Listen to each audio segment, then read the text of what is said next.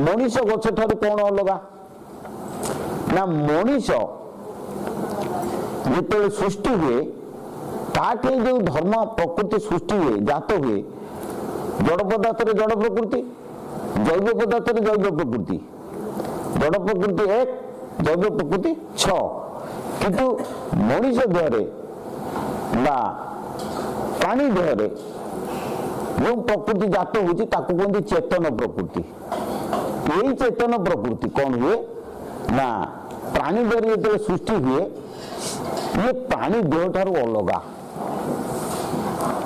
जड़ प्रकृति जड़ वस्तु को अवलंबन करके प्रकाश पाउची जैव प्रकृति जैव पदार्थ को अवलंबन करके प्रकाश पाउची किंतु चेतन प्रकृति चेतन पदार्थ को अवलंबन करके प्रकाश पाऊ नाही से कौन होची ना चेतन पदार्थ उपस्थिति रे से बड़े बड़े प्रकाश पाउची शून्य रु केवल चेतन प्रकृति शून्य रु सृष्टि होची आउ जैव प्रकृति जड़ प्रकृति ये सब पदार्थ देहर सृष्टि होची सेतिपाई चेतन प्रकृति आम शरीर ठारू भिन्न एवं स्वतंत्र से जो सृष्टि होची शून्य रु सृष्टि होती सी कौन करुची ना आम देह भितर कौन करुची ना सी प्रथमे ताप शक्ति के अवलंबन करुची ताप शक्ति के अवलंबन विश्व तेज जहाँ कहती तेज को अवलंबन करके सी कौन होची ना 14 प्रकार क्षमतार परिणत होची ताप शक्ति की अवलंबन करिकी केमिति ना आम देह जो शून्य अच्छी से शून्य भितर ताप शक्ति रही भीतर भी पवन रही शून्य भितर तेणु से जो ताप शक्तिर धर्म है 3टा देख परीक्षा कर गोटे हूँ शीतल गोटे उष्ण गोटे दहन उष्ण प्रकृति सूर्य ठे अच्छी शीतल प्रकृति चंद्र ठे अच्छी दहन प्रकृति अग्नि बा आम चुली चुली जो निआ जलुची से अच्छी तेणु ताप शक्तिर 3टा धर्म से 3टा धर्म को अवलंबन करी 3 प्रकार चेतनात्मिक शक्ति से परिणत होची केमिति ना शीतल प्रकृति की जेते धारण करूची ता ना हला मानस शक्ति उष्ण प्रकृति की जेते धारण करूची ता ना हला प्राण शक्ति एवं दहन प्रकृति की धारण करे ता ना हला आत्म शक्ति शिशुटीए मातृगर्भरे जेतेबेले शरीर धारण करूची शरीर पूर्णांग हैला परे 7 मासरे प्राय पूर्णांग होची कुआ जाउची पूर्णांग हैला परे ता भितरे प्रथमे 3टी शून्य सृष्टि हुए किसे ना गोटे होची नाभि शून्य गोटे होची हृद शून्य आउ गोटे होची कंठ शून्य 3टा शून्य सृष्टि होची कंठ शून्य रे मानस शक्ति सृष्टि होची हृद शून्य रे प्राण शक्ति सृष्टि होची नाभि शून्य रे आत्मशक्ति सृष्टि होची ये जो 3टा शून्य रे 3टा शक्ति सृष्टि है शून्य रु ये 3 शक्ति कौन हुए ना 3 प्रकार इंद्रिय क्षमता जात हुए ये 3 शक्ति रु 3टी चेतनात्मिक शक्ति रु 3टी शून्य रु आमर कौन हुए ना 3 प्रकार इंद्रिय क्षमता जात हुए आत्म शक्ति जो नाभि रहा सेटू 4टी इंद्रिय क्षमता जात हुए कैसे ना गोटे अनुभव गोटे विचार गोटे कल्पना गोटे अभिमान अनुभव को जाए बुद्धि जोटा रहा नाभि विचार को कहुए चित्त जोटा रहा हृदय रे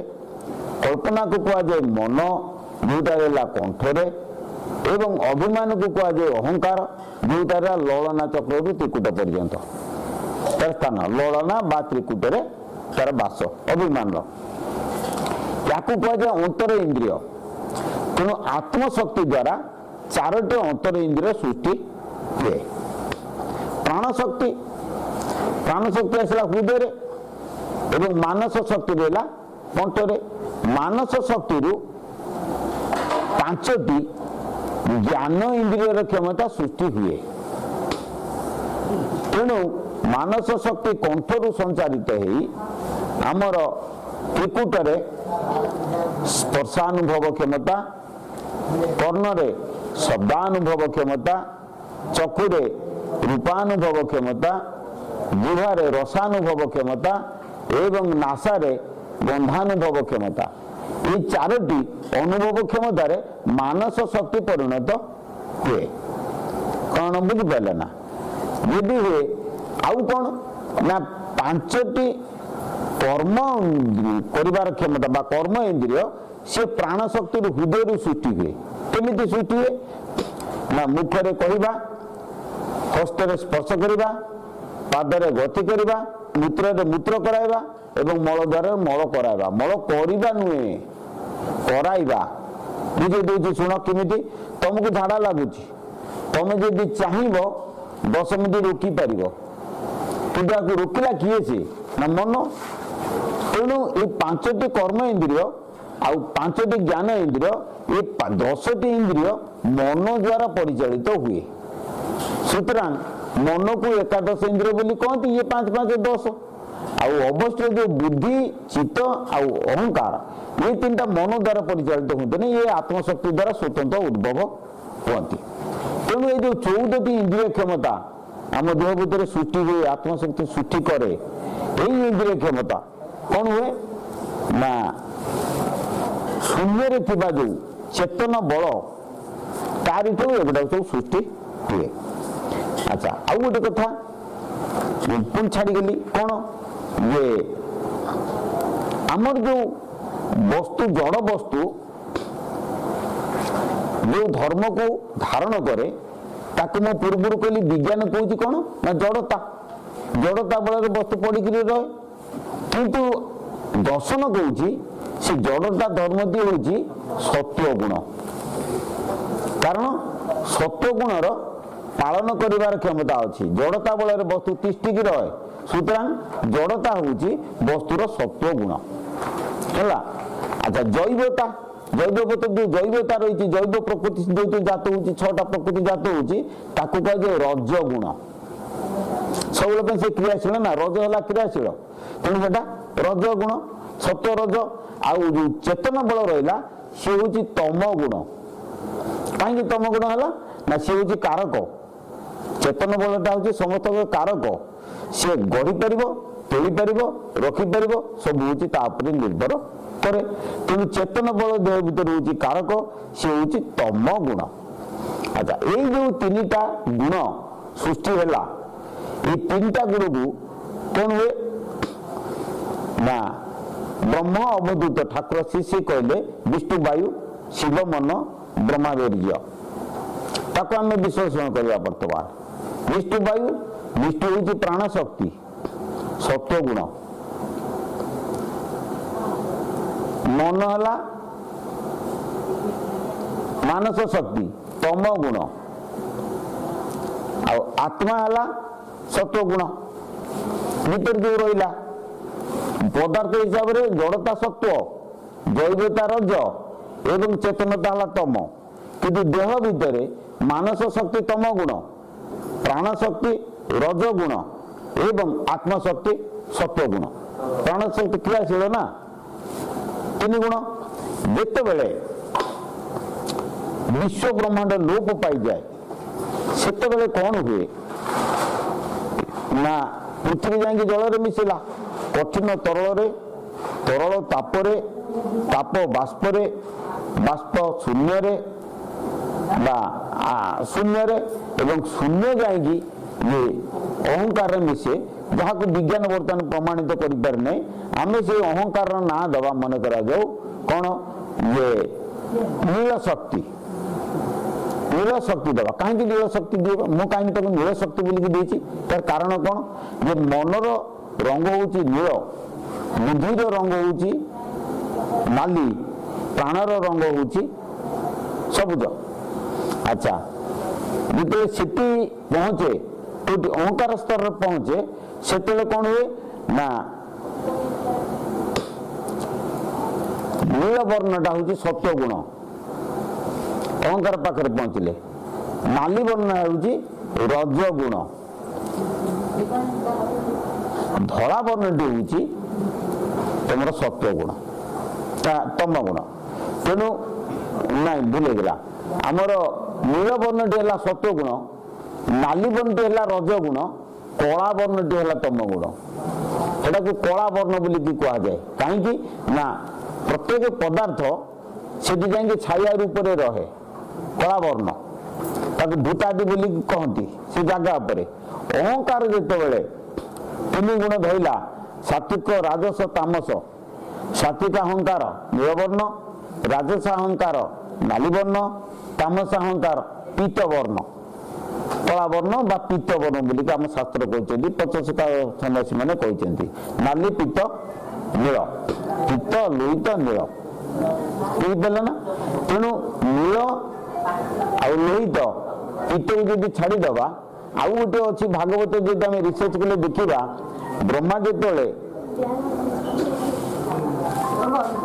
ପ୍ରାଣୀ ସୃଷ୍ଟି କଲେ ସେତେବେଳେ କଣ ହୁଏ ନା ଗୋଟେ ପୁଅ ସେ ଜନ୍ମ କଲେ।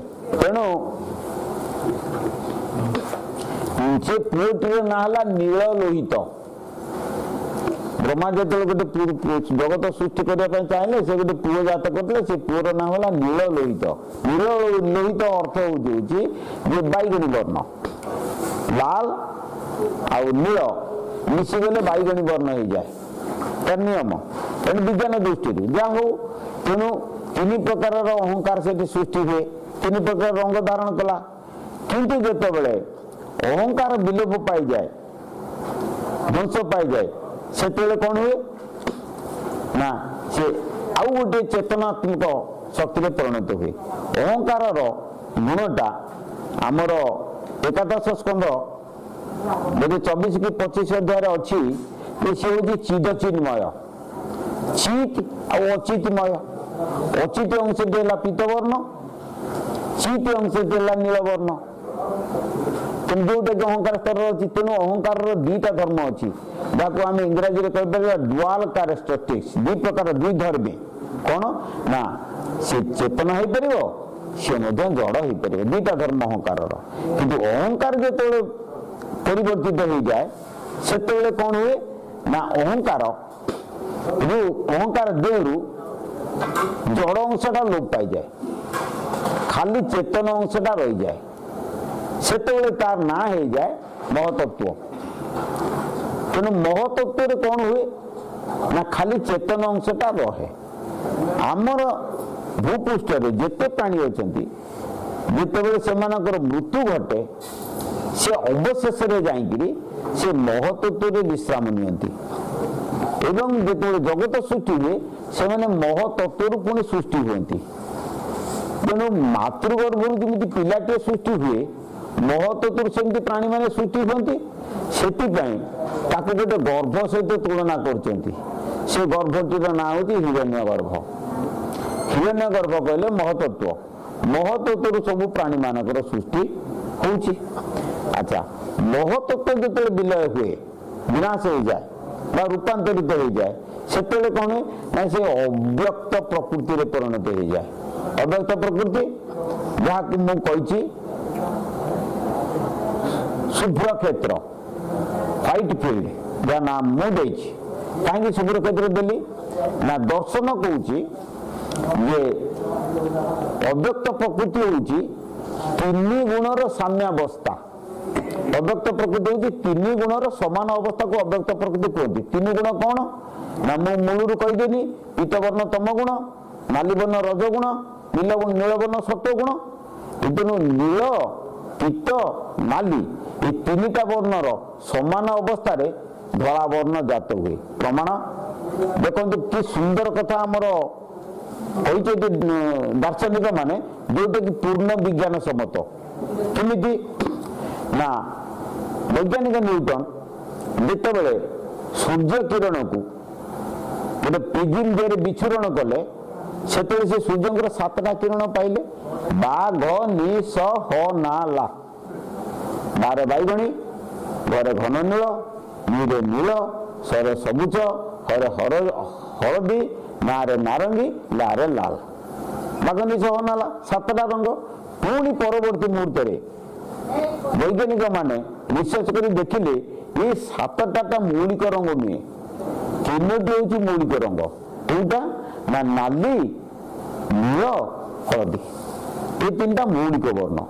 जदि मौलिक वर्ण आस आम देखा 7 रंग को मिसेदेने धला आलोक सृष्टि हुए तेणु 7 रंगटा जदि 3 रंग सृष्टि होती 3 रंग को मिलदेले से धला आलोक सृष्टि हम कहने 3 रंग को मिशिगले जदि धला आलोक सृष्टि हम 3 रंगटा तो 3 गुणर प्रतीक तेणु 3 गुणर साम्य अवस्था अर्थ 3 रंगर समान अवस्था दुईटा कि धला आलोक सृष्टि हम से मु अव्यक्त प्रकृतिर क्षेत्रटा को धला क्षेत्र बोलिकी देइछि व्हाइट फील्ड बोलिकी ना ताको देइछि। अच्छा अव्यक्त प्रकृति कहा को कुआ जाए ना अव्यक्त प्रकृति तर धारक किए छे प्रत्येक पदार्थ रे जो प्रकृति पाइबा प्रत्येक पदार्थ देख गोटे धर्म अच्छी गोटे धर्मी अच्छी धर्मी जदि जल हुए धर्म हूँ तरलता बुझिपारे तो धर्मी धर्म दुईटा रही सेमती जदि अव्यक्त प्रकृति गोटे धर्म है चेतन पदार्थ चेतन वस्तु जदि गोटे धर्म है धर्मी किए से धर्मी हूँ कहुए पुरुष चेतन प्रकृतिर धारक को कहुए पुरुष चेतन प्रकृति निजे हूँ प्रकृति अव्यक्त प्रकृतिर धारक हूँ पुरुष ताकू आमे पाइबा से कही श्लोक अच्छी मुझे दे पारि बर्तमान तार प्रमाण बहुत काठिकर कथा ये से अव्यक्त प्रकृतिर अन्य नाम हूँ इच्छा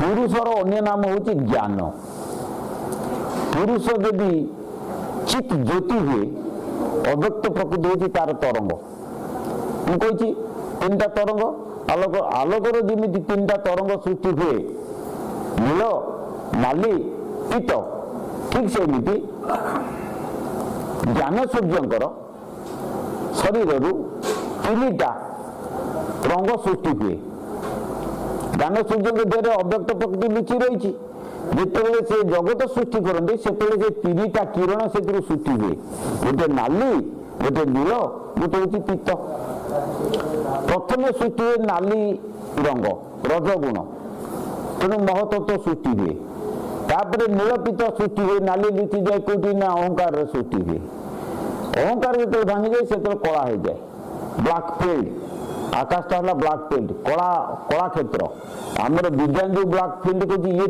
नुहे ये कौन ना ये हूँ से कला क्षेत्र जो थे कि चेतना लोकर अभाव जोटार थाए ताकू आम ब्लैक फील्ड बोली कहवा तेणु आकाश रे चेतना लोकर अभाव अच्छी तेना चेतना लोक पूर्ण विकास होता अव्यक्त प्रकृति क्षेत्र में पूर्ण विकास है महतत्व एवं अहंकार अधा विकास है कि अधा है अधे जड़ अधे चेतन सृष्टि है अहंकार आकाश अहंकार तक जो आकाश रहा से मोटे चेतना ना पूरा जड़ अंश जहाँ आम कहते इंग्राजी में कहते भार्चुआल फोटन बोले इंग्राजी में कहते सेटा हूँ पूरा जड़ जो कि आउ चेतनार प्रकाश ना ब्लैक फील्ड बोली कहवा तेणु आकाश ठार पृथ्वी पर्यटन जिते आम देखुचे विश्व ब्रह्मांड ये सब कला क्षेत्र अंधार क्षेत्र में सब रही।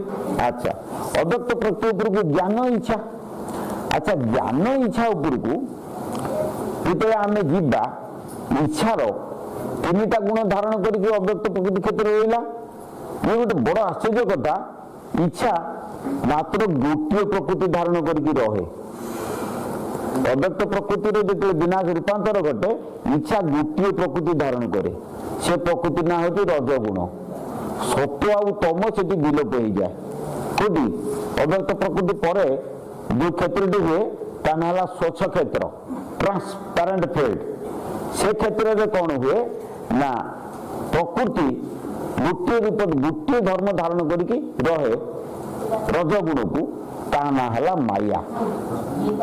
अच्छा पुरुष कौन हुए प्रकृति जो बाह्य परिणत हो जाए पुरुष से द्रष्टार परिणत हो जाए तेणु पुरुष हूँ द्रष्टा माया हूँ दृश्य तेणु द्रष्टा दृश्य 2टा से रही जाए पुणी जो द्रष्टा जोरू दृश्यटा लोप पाई जाए से कौन हुए ना अव्यक्त रूप में रही जाती केवल गोटे सत्ता चेतन बल ଯାହାଦ୍ୱାରା କି ତମର ଧର୍ମ ନାହିଁ, ପ୍ରକୃତି ବିହୀନ ସତ୍ତା ହେଉଛନ୍ତି ଚେତନ ବଳ ବା ପରମ ବ୍ରହ୍ମ। ପ୍ରକୃତି ବିହୀନ ସତ୍ତା ଯାହା କଥା ପ୍ରକୃତିର ଲକ୍ଷଣ ନାହିଁ। ପରମ ବ୍ରହ୍ମକୁ ଛାଡ଼ିଦେଲେ ବିଶ୍ୱ ବ୍ରହ୍ମାଣ୍ଡରେ ଯେତେ ପ୍ରକାର ପଦାର୍ଥ ରହିଲା ସମସ୍ତ ହିଁ ପ୍ରକୃତିର ଲକ୍ଷଣ ରହିଛି। ପ୍ରକୃତିକୁ ଛାଡ଼ିକି କେବେ ଷ୍ଟାଣ୍ଡ ଷ୍ଟିଲ୍ ରହିପାରିବେନି କୌଣସି ପଦାର୍ଥ ବିଶ୍ୱ ବ୍ରହ୍ମାଣ୍ଡରେ। କିନ୍ତୁ କେବଳ ସେ ଚେତନ ବଳ ପୁରୁଷ ରୂପରେ ଅତୀତ ହୋଇଗଲେ ପରମ ବ୍ରହ୍ମ ବୋଲି କହିବା, ବ୍ରହ୍ମ ଶକ୍ତି ଯଦି ଆମେ ତାକୁ କହିବା, ସେ ବ୍ରହ୍ମ କେବଳ ପ୍ରକୃତି ବିହୀନ ରହିପାରିବ ମହାଶୂନ୍ୟରେ। ଯେତେବେଳେ ରହିପାରିବ ତାକୁ ଆମେ ଚେତନ ବଳ କହିବା। ଏଇ ଚେତନ ବଳର ଆକାର ନାହିଁ, ତାକୁ ଆକାର କଳ୍ପନା କରିପାରିବେନି। ନିଃଶେଷ ହୋଇଛି ଆକାର ଯାହାର ସେ ନିରାକାର, ତା ନାଁ କେବେ ନିରାକାର ବୋଲି ଆମେ ଦେଇପାରିବା। କିନ୍ତୁ ତାର ସୀମା ନାହିଁ, ଅସୀମ, ବ୍ୟକ୍ତ ନୁହେଁ, ଅବ୍ୟକ୍ତ, ନାନାଦି ପ୍ରକାର କଥା ବ୍ରହ୍ମକୁ କୁହାଯାଇଛି। କିନ୍ତୁ ଦେଖିବା ପାଇଁ ଗଲେ ଯେହେତୁ ତାର ସୀମା ନାହିଁ, ତେଣୁ ତାର ପରିସର ନାହିଁ। ପରିସର କ'ଣ ଶୁଣ, ପରିସର କହିଲେ ଗୋଟିଏ ମନେକର ଯୋଉ ତମେ ବସିଛ, ତମେ ଗୋଟେ ପରିସରରେ ରହିଛ। କ'ଣ ପରିସର? ତମର ଦୈର୍ଘ୍ୟ ଅଛି, ପ୍ରସ୍ଥ ଅଛି, ଉଚ୍ଚତା ଅଛି।